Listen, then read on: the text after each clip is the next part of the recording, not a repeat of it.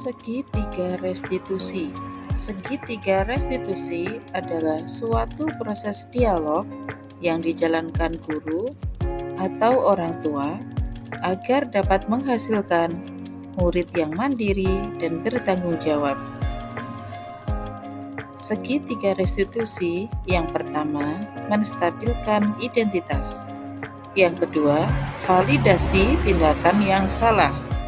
Yang ketiga, menanyakan keyakinan. Menstabilkan identitas, poin-poinnya, berbuat salah itu manusiawi. Tidak ada manusia yang sempurna. Bapak atau ibu guru juga pernah melakukan kesalahan seperti itu. Bapak ibu tidak tertarik mencari siapa yang salah, tetapi Bapak Ibu ingin mencari solusi dari permasalahan ini. Bapak Ibu ingin mencari solusi dari permasalahan, kemudian menyelesaikannya. Validasi tindakan yang salah. Kamu pasti punya alasan mengapa melakukan hal ini, padahal kamu bisa melakukan hal yang lebih buruk dari ini ya. Kamu patut bangga pada dirimu sendiri, karena kamu telah melindungi sesuatu yang penting buatmu. Yang ketiga, menanyakan keyakinan. Apa keyakinan kelas kita? Nilai-nilai apakah yang telah kita sepakati? Seperti apa gambaran kelas yang ideal menurutmu? Kamu ingin menjadi orang yang seperti apa? Kasus 1, Ahnaf akhir-akhir ini sering datang terlambat ke sekolah. Ketika pembiasaan pagi hampir selesai, dia baru datang. Ahnaf terlihat terburu-buru dan penampilannya juga kurang rapi. Hal ini tidak seperti perilaku Ahnaf yang biasanya. Biasanya dia anak yang rajin, pintar, dan menjadi contoh untuk teman-temannya. Assalamualaikum. Waalaikumsalam. Mas Anas. Maaf Bu, ibu ini panggil saya. Iya, Anak tahu tidak kenapa Anak tidak di sini? Tidak tahu Bu. Anak, Yudi perhatikan akhir-akhir ini Yudi tadi datang, sering datang ke sekolah itu terlambat. 1 minggu aja sudah 3 kali. Pekan kemarin sudah 5. Kenapa? Ada yang mau diceritakan? Ada apa di rumah kamu? Saya tidurnya malam-malam. Ya kenapa? Tidurnya kok malam-malam itu kenapa? Main HP-nya dari jam berapa sampai jam berapa? Terus maghrib sampai jam 10. Kamu tidak belajar. Belajarnya saat ujian aja. Anda kan sebagai pelajar, maka tugas utamanya adalah belajar. Jadi kalau malam aku belajar boleh bermain HP, tetapi tidak lama-lama. Anak kalau tidurnya kemalaman tidak dimarahi sama ayah dan ibu, cocok. Terus kalau bangunnya kesiangan, ada yang mengganggunya atau tidak? Cocok atau tidak? Kemudian anak ketika bangunnya kesiangan itu tidak ada yang membangunkan. Sudah pernah mencoba belum memakai alarm HP? Belum. Ya, selalu tahu kalau main HP terlalu lama, tidurnya jadi kemalaman, bangunnya kesiangan, datang terlambat ke sekolah. Padahal anak ini cerdas, jam 1 di kelas.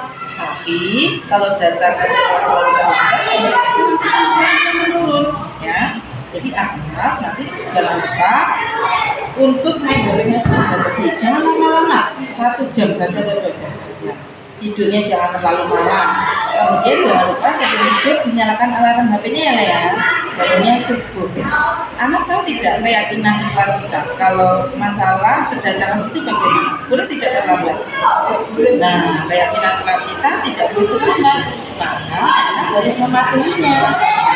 Dan karena anak sudah melakukan keterlambatan lebih dari 5 kali pekan ini, maka nanti ini menghukum anak sesuai kesepakatan kelas kita ya di situ ya nak ya. Nah, apa kesepakatannya?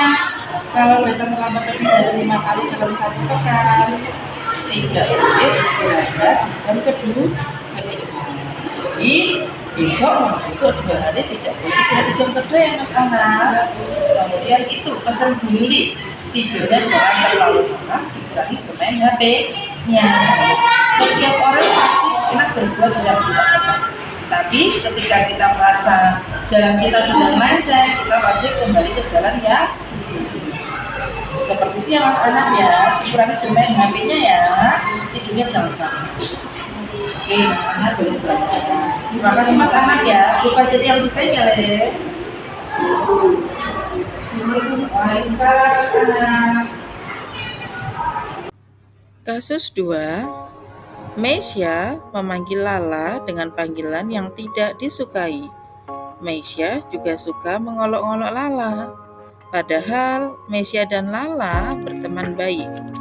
Lala menangis karena merasa sakit hati karena dipanggil dengan panggilan tersebut.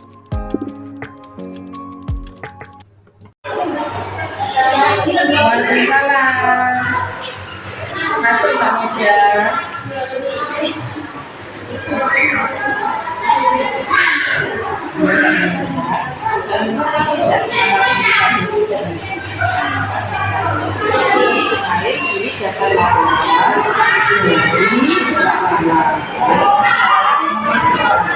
Katanya kemarin kamu itu nama yang baik atau tidak Mbak Meisya? Kenapa kemarin Mbak Meisya panggilnya dengan untuk seru-seru? Ya. Tapi Mbak Lala itu nggak suka dia dipanggil dengan nama cungkring. Ya, kemudian Mbak Lala sekali 2 kali. Kemarin Lala mau Ibu Yuli nangis-nangis cerita kalau dipanggil Meisya dengan nama cungkring. Jadi Mbak Meisya, Rasulullah itu suka memanggil orang lain dengan nama yang sama-sama memanggil harus memanggil dengan nama yang Mbak Meisya tahu tidak keyakinan kita yang nomor 3 itu ketika memanggil dengan nama yang apa? Ya, nama yang memanggil dengan nama yang ini keyakinan kita memanggil keyakinan kita tadi apa? Memanggil tentunya Mbak Meisya mungkin tujuannya bercanda, tapi ternyata Mbak Lala nggak suka sampai nangis di rumah, kemudian lapor ke orang tuanya. Lalu sesama itu kalau memanggil harus dengan nama yang baik sesuai dengan keyakinan di kelas 3. Jangan diulangi lagi ya Mbak Meisya. Ingat kalau memanggil orang harus dengan nama yang baik. Setiap orang pasti pernah melakukan kesalahan, tapi dulu yakin Meisya bisa menjadi anak yang baik. Meisya kan pintar, kemudian juga harus dipertahankan ya. Prestasi itu tidak hanya dari segi akademik, tetapi juga dari segi sikap. Ya.